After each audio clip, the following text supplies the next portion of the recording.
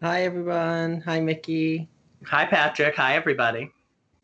Thanks so much for joining us to talk on this Saturday morning for you, I think. Is it still an It afternoon? is. It's 10 in the morning. I'm a real Yeah. morning person. I've already done my Weight Watchers Zoom, so I'm really like knocking Oh, them out this morning. busy weekend. You look Um, great. Now you're in Vatican City, I think, there. yeah, I'm with my friend, the Pope. Uh huh. We're Absolutely. having some pre-collection chat. Upcycling some papal robes for him, perhaps. Definitely. I would have loved that, actually. Yeah. I think he might actually be into it too, if I'm not mistaken. Who knows? Maybe. Let's see. Mm-hmm. I'll see you after the show. So, if anyone didn't know already, my next show is on Monday at 6:15 British Standard Time, and it's called Catholic Fairy Tales. And the idea is to look at how queer people are treated in specifically the Catholic Church, but in religion in general. And the idea is that the collection is some kind of robes for a queer version of Catholicism, or robes of celebration, and like reclaiming all of that opulence that they kind of deny us, or whatever way they want to word it. But Are you that's, Catholic? yeah, so I was brought up, I had very religious grandparents, especially, and I was an altar boy. I was in the choir. I was Wow. went to Catholic school, so it was kind of like prayers every day, that kind of thing. So Interesting. I mean, I'm Catholic also. I was not, I was sort of the opposite. My mother was brought up very religious and she was like, we never have to go to church again. Although my name is Mickey. Technically, my name is Michael because I couldn't be baptized without a saint's name, even though they wanted to name me Mickey. And my mother was sort of afraid to tell her parents like that I yeah. wouldn't be baptized. So that's why technically, so, and even though I'm not really Catholic in any way, I feel like I'm scarred for life just by any association with it. So, Yeah, it's yeah. interesting. I mean, there's that whole thing around Catholic guilt, Yeah. isn't there? Like that. And I really, like, I think it's a real thing. Well, even when my mother's like Polish American also, and whenever I would do something bad and something or if I was being bad and something bad would happen to me, she would say "bougie punish," which she said "bougie" means Polish for God, which I don't think it is. But so I really do have this mentality that like if something bad happens to me, it's God punishing me for something. And like even last night, I was having a socially distant outdoor dinner last night at a restaurant with some friends, and we were talking, saying bad things about somebody we knew, and I said we're literally going to burn in hell for this, for this bad talking. And part of me believes that we're going to burn in hell for those things that we do. Another part, of course, does not at all. Mhm. But enough about me. Let's talk about your opulence, your robes and opulence. Yeah, well, it's interesting what you're saying about that, worrying about it, because I also, when I was developing this, had lots of voices in my head saying, don't do it. It's offensive. It's wrong. You should do something more palatable. Blah blah blah. But actually, I found when I put the idea out, that when I released like the statement about the collection and everything, I got all these messages from people kind of saying, telling me their stories about how they felt at church or at Catholic Yeah. school, or whatever. So it was really heartwarming, actually, to see that it had affected other people. Well, not heartwarming. I suppose that's right. I don't want this to happen to anyone else, but I think. Oh, totally. Well, the Catholic Church certainly has been evil enough to, to make me not feel that badly that you're doing something that might question my faith, and I applaud you for doing it, actually. And I think it's important as well, like, for example, if I base the collection on Hinduism, that would have been wrong, I think, because I'm not Hindu. But I did live this experience for 18 years, and Yeah, I go through kind of as much as I could go through unless I became a priest. So I think, yeah. Reports from the inside. So yeah, yeah, definitely. And it's quite interesting because I come from kind of like an Irish Catholic background on my mom's side, and similar on my dad's. So it's like mum's one of 8 kids, those kind of like big Catholic, families with all the children. And yeah. Did my, you see? what was the movie with Judi Dench where she was in like she was an unwed mother, and she's like goes back to, did you ever see this movie? Philomena, maybe it was called. She like had a baby out of wedlock and got put in a home with Irish nuns who were like the most evil cunts in the world. I mean, it was, and it's a true story. It was so horrible. Oh, girl. Yeah. And she went back to try and find the. Yes, and she was nominated for an Academy. But anyway, I was just like, usually I'm a little bit sympathetic to nuns, not the Catholic Church in general, but I mean, these nuns were really evil. I think it was Steve Cooney or somebody, whatever, was also like her sidekick who like was a reporter. Anyway. Yeah, I think that wasn't an island. I'm not sure. That doesn't matter anyway.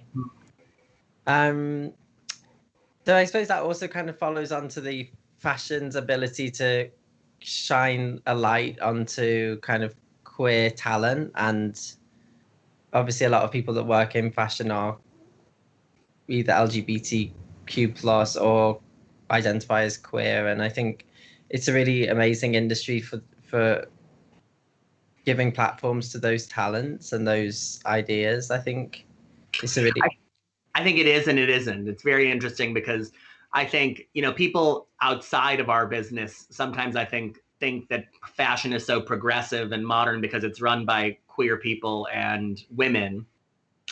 And strangely, and maybe this is very Catholic in a way, I feel like fashion is not supportive of women at all and is not supportive of queer people either, in a weird, twisted way. Do you know what I'm saying?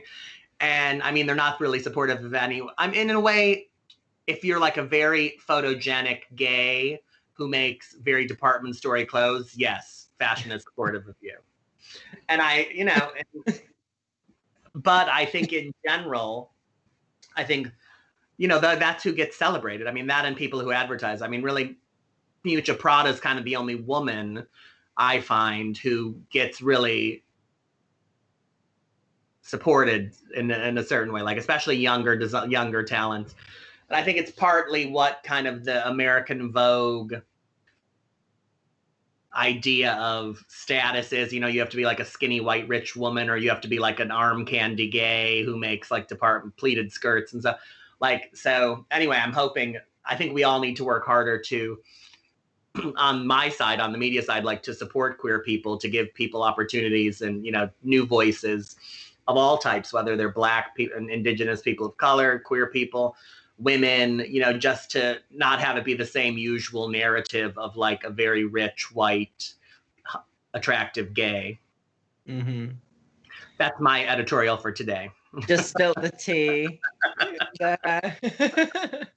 I mean, I just think it's true, and it's, again, people also think that fashion is so progressive, but almost everything, what you're doing is progressive, but in almost everything we do in fashion, except Helsinki Fashion Week, is so antiquated, and we only do it because that's what people have always done. It's never because someone says, what would be good for my brand, what would be good for the customer, what would be good for anyone. It's just, okay, like, look, London Fashion Week is always this time. This is how you do it. You start with next gen, you know what I mean? And London Fashion Week's great. I'm not bad-mouthing London Fashion, but I'm just saying so much of it is like backwards and antiquated. So that's why this is so great that Helsinki Fashion Week is doing what it's doing, and designers like you are doing what you're doing, because you're kind of dragging us into the future or into the present even. Do you know what I mean? And it's always like with younger people who are doing things that like upcycling, like caring about sustainability, like the big established brands are like, we care about sustainability.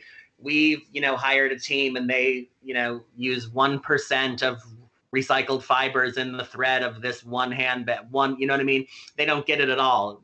Whereas I feel like you kids kind of come at it from, you kids, because I'm old, are taking us into the future. So, yeah.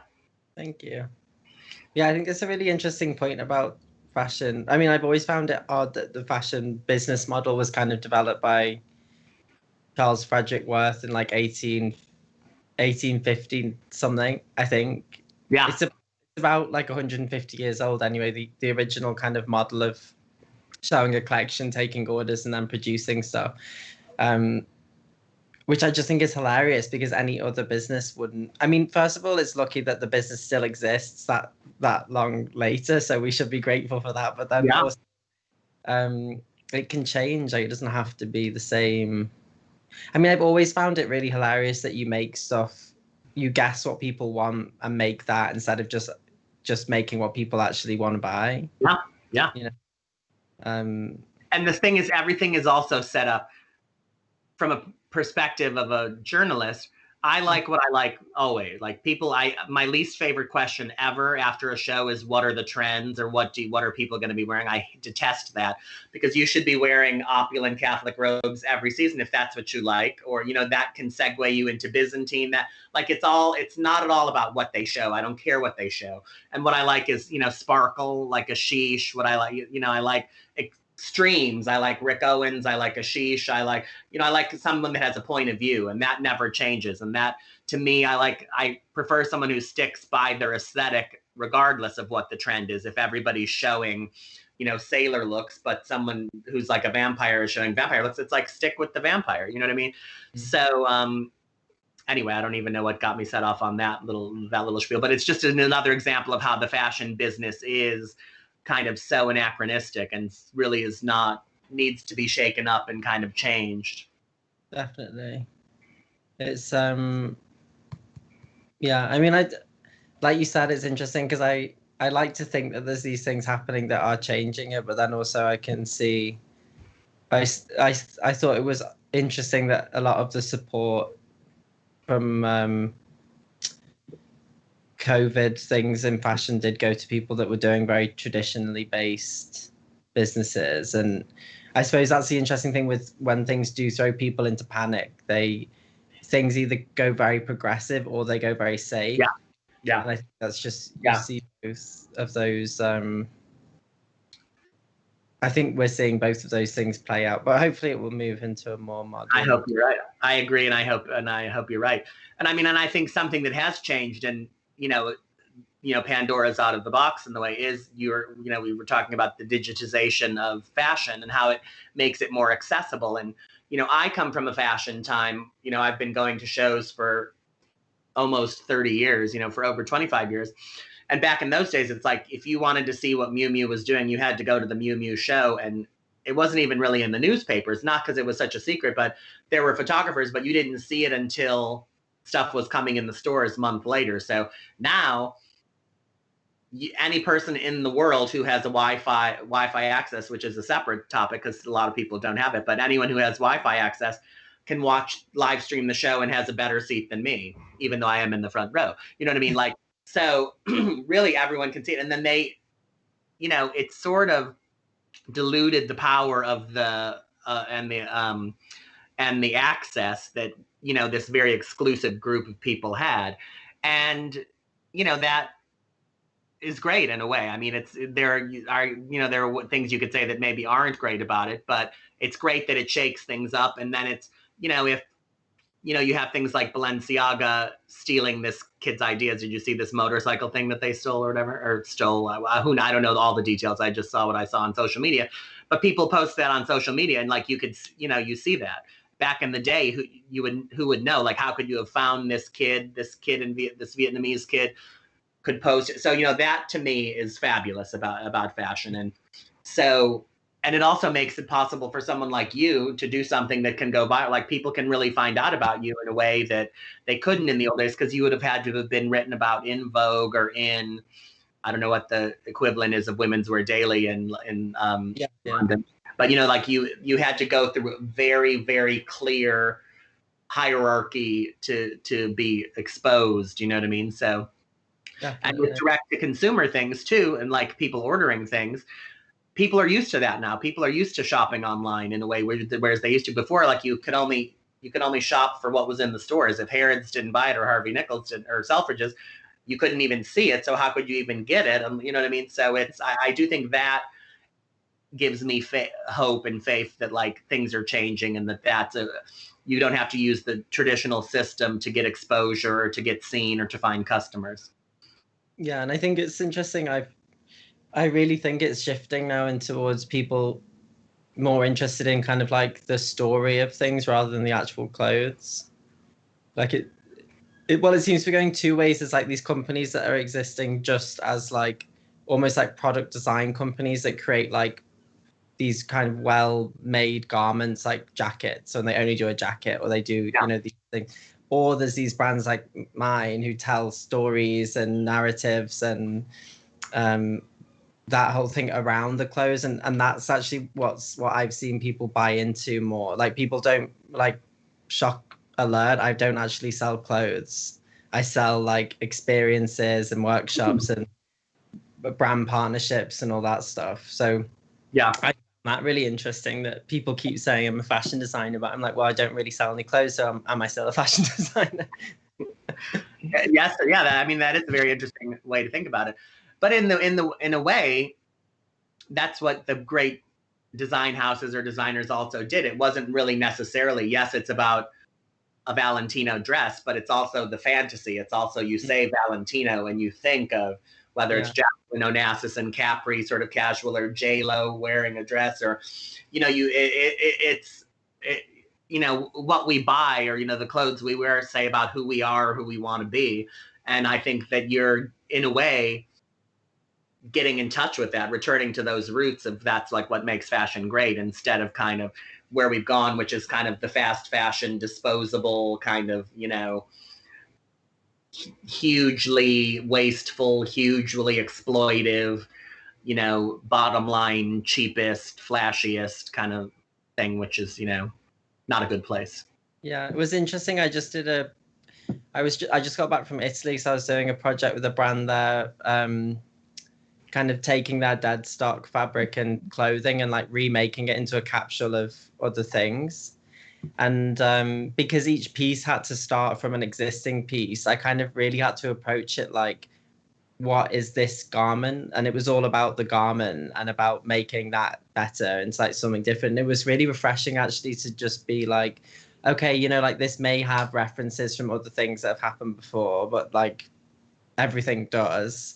So whatever, I'm going to try and make them all beautiful and I hope people like them. And that was kind of and it was really nice actually to just be like, you know what, kind of fuck it, just make stuff that looks really nice, and it has, I mean, the stories, the fact that it's remade. So and it's interesting, that's a different challenge too, to take something that already exists, so it gives you much more narrower parameters to work in, as opposed to, okay, here's a blank slate, do whatever you want. So, and in a way that sort of takes a different kind of talent, and maybe a stronger talent, arguably, to do that and still end up with a product that you are excited about and that you think is beautiful. And, I think it has more depth to it because it was something before and then it became something else. So because obviously someone designed it originally and then it got designed again in a way. So I think that those pieces are a bit more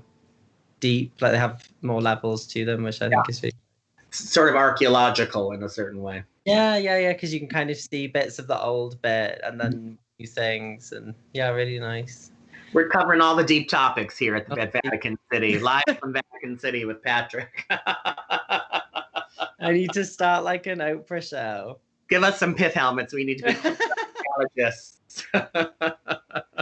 Lord Curzon back in, although that's too colonial, and we're not going to be looting any treasures. We're But I think that's the like, just, I know it's funny with the background behind me, but I think it's really, there's no way I could ever do an actual show in the Vatican at this stage in my career. Maybe at a different stage in your career. Stage, You've been to the Vatican? Have you visited the Vatican? No, I haven't actually. You must. I hate to say, I have been to midnight mass at St. Peter's on Christmas Eve with Pope John Paul II. You're too young to remember, but who's Polish. I do remember. Yeah. So, and let me tell you, I'm very much anti the church, but I was like ready to become a nun after going in my first trip to Italy, and when I was young, and I had a crazy experience on the train where my friends and I, all our passports and money were in my friend's purse, which got stolen. And I said this little prayer that my mother always said, "Dear St. Anthony, look around, something's lost that must be found." And we found the purse with our passport. Anyway, and then to go to midnight mass and all the pageantry and the beauty, I was like, I want to be a nun, sign me up. Of course, they don't want a gay nun, but anyway. But there is a beauty and there's an evil hideousness certainly to the church, but there is also a beauty and I mean, who doesn't love pageantry? I mean, come on. Yeah. It's like, the baldacchino and like the robes and like, everything. And yeah, so I the museum is just riddled with beautiful, gorgeous things. They could sell one painting and feed the world, but which is a separate Skype we can do another time because it's not fashion.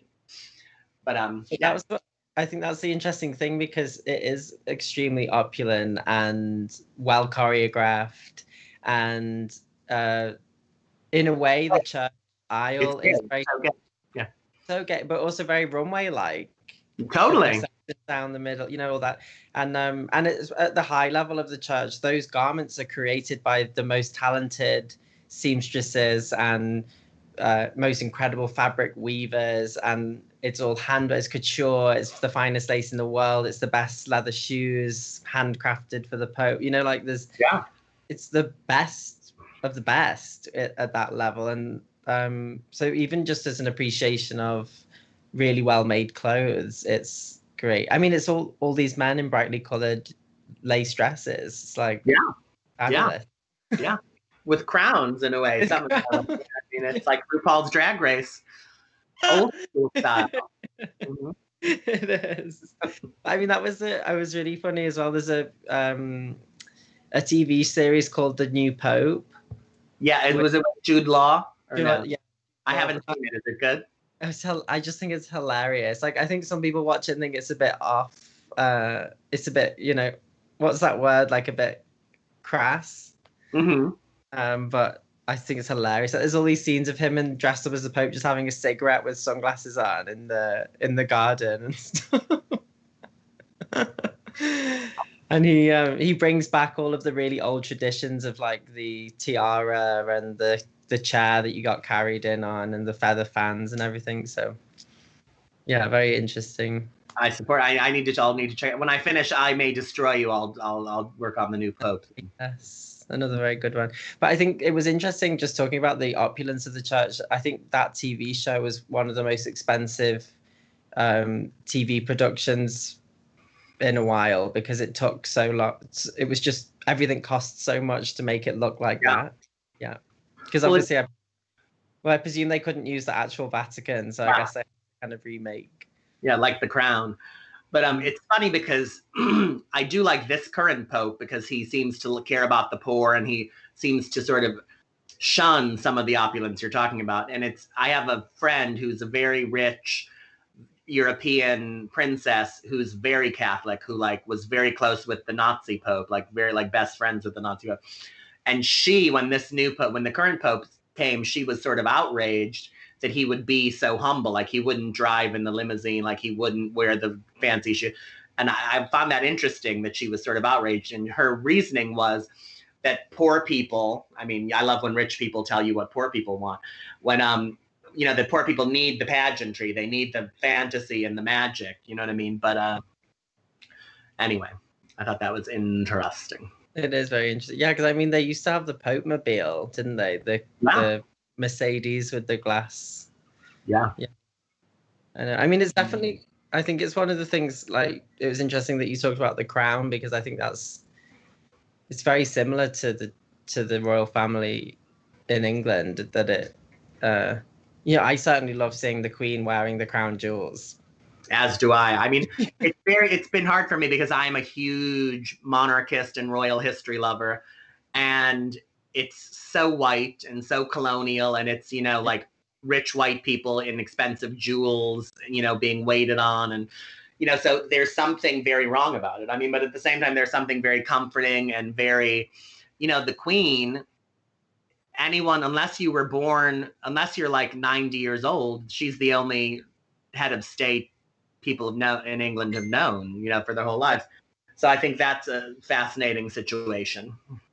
Yeah, it is really interesting. And I think it's interesting also how that family is kind of kind of evolved with the times, but also not really. And that's also kind of how I find similarities between fashion with Vogue and the royal family, because they kind of do things as they happen in the modern age, but they kind of do them just slightly after everyone else, so they never seem too crazy, you know.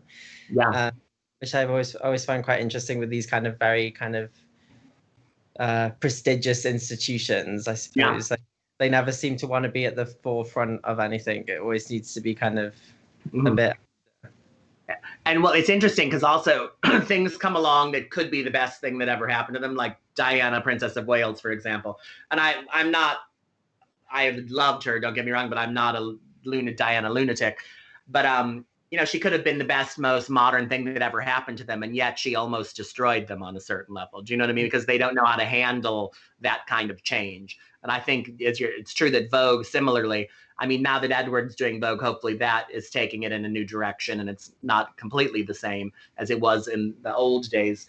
But yeah, so on a certain level, are some of these institutions, are they even capable of adapting and changing and moving to the future, or do they just need to be sort of destroyed and rebuilt? I guess that's sort of a good argument for today, because that's where we're at socially and in many ways. Completely. Who do you find supports you, editorially speaking? Like, who do you find certain people do, certain people don't, and like what's that about? I